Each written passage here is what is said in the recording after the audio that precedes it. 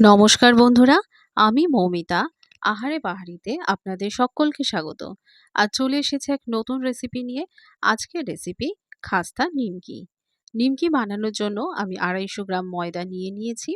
এবারে ওপরে একটু নুন ছড়িয়ে দিলাম। এরপর দিয়ে দিচ্ছি চিনি। চিনিটা একটু বেশি পরিমাণেই দিলাম। এরপর দিয়ে দিচ্ছি কালো জিরে। এরপর সামান্য পরিমাণ জোয়ান। এরপর দিয়ে দিচ্ছি খাবার সোডা।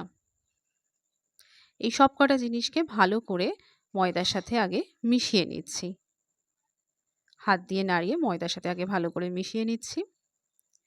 এরপর দিয়ে দেব সাদা তেল। সাদা তেল ময়ন দেওয়ার জন্য দিচ্ছি। ময়ন যত ভালো হবে নিমকি তত খাস্তা হবে।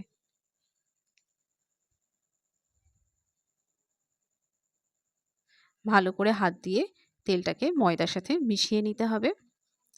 দেখুন কিভাবে মেশানো হয়ে গেছে। এরপর উষ্ণ গরম জল দিয়ে ময়দাটা মাখিয়ে নিচ্ছি। সব জলটা একেবারে দিচ্ছি না, আস্তে আস্তে করে দিচ্ছি। এবার ভালো করে মাখিয়ে নিচ্ছি। ময়দাটা বেশ নরম করে মাখতে হবে।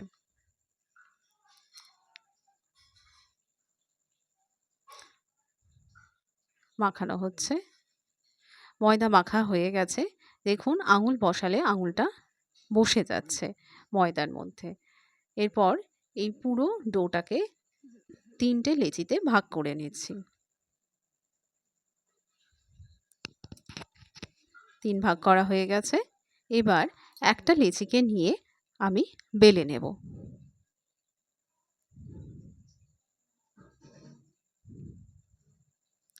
এবার লেচিটাকে বেলে নিচ্ছি। আপনারা চাইলে শুকনো ময়দা কিংবা তেলও ব্যবহার করতে পারেন এই সময়, যাতে বেলতে সুবিধা হয়। বেশ পাতলা করে বড় করে বেলে নিতে হবে।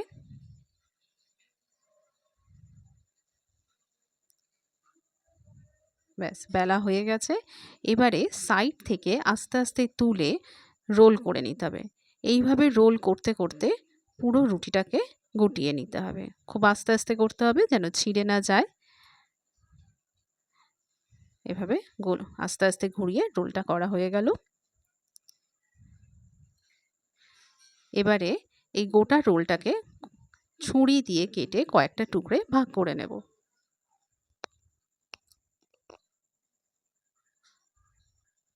বেশ কয়েকটা টুকরো কাটা হয়ে গেল।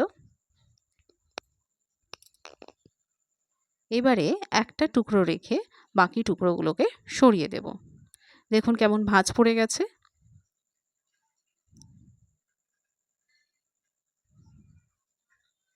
এবারে এই লেচিটাকে ওপর থেকে নিচে বসিয়ে নিচ্ছি যাতে ভাঁজগুলো সুন্দরভাবে বসে যায়। এবার বেলে নিচ্ছি। খুব বেশি বড় বেলবো না। বেলা হয়ে গেছে। এবার ওপর থেকে নিচের দিক করে সমান হাফ করে এটাকে জুড়ে দেব। আরেক সাইড দিয়েও তুলে নিয়ে কোনাকুনি একটা শেপ নিয়ে আসব। ব্যাস নিমকির শেপ রেডি। এভাবে বাকিগুলোকেও বেলে নেব। কড়াইতে সাদা তেল গরম করে নিয়েছি। এর মধ্যে নিমকিটা ভেজে নিচ্ছি।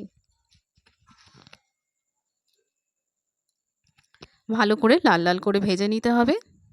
এক পিঠ ভাজা হয়ে গেলে আর এক পিঠ উল্টে ভেজে নিতে হবে। 2-1 মিনিট ধরে এভাবে ভাজতে হবে।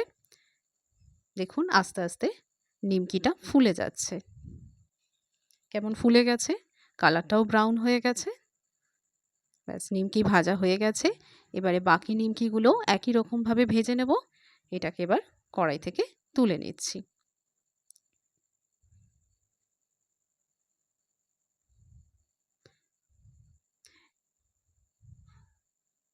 বাকি নিমকিগুলো ভেজে প্লেটে সাজিয়ে রেখেছি। দেখুন কত সুন্দর দেখতে লাগছে। ধন্যবাদ।